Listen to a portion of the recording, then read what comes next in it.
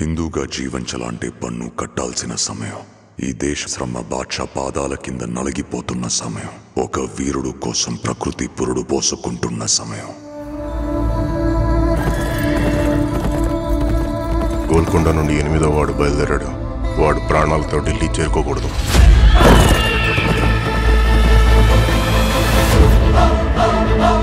ఇది నేను రాసే చరిత్ర.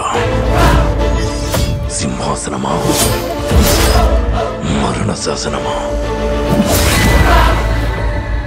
ఈ భూమి మీద ఉన్నది ఒక్కటే కోహినూర్.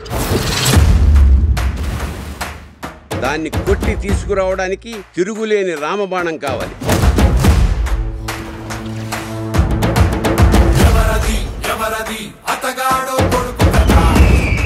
ఇప్పటిదాకా మేకల్ని తినే పులిని చూస్తుంటారు.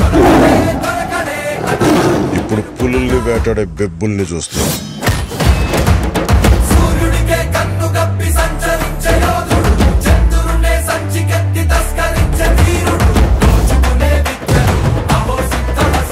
సర్దుకోలేకపోతున్నాను, సాయం చేస్తావా?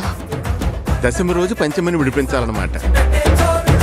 నేను రావాలని చాలా మంది దేవుడికి దండం పెట్టుకుంటా ఉంటారు, కానీ నేను రాకూడదని మీరు చూస్తున్నారు.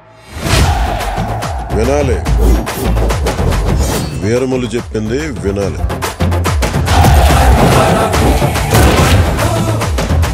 నువ్వు మా వెర్రివిస్తున్న మావయ్యవు కదూ.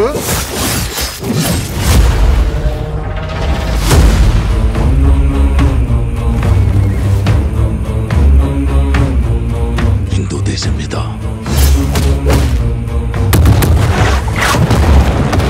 పవిత్రమైన మన జెండా గర్వంగా ఎగరాలి. ప్రకృతికి ఇంకో ధర్మం ఉంది ఔరంగజేబ్.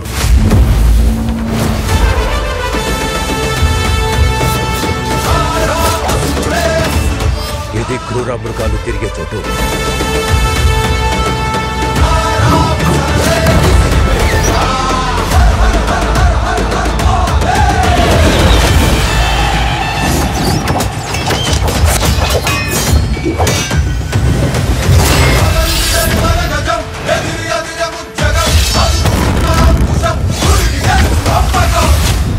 ఆంది వచ్చేసింది.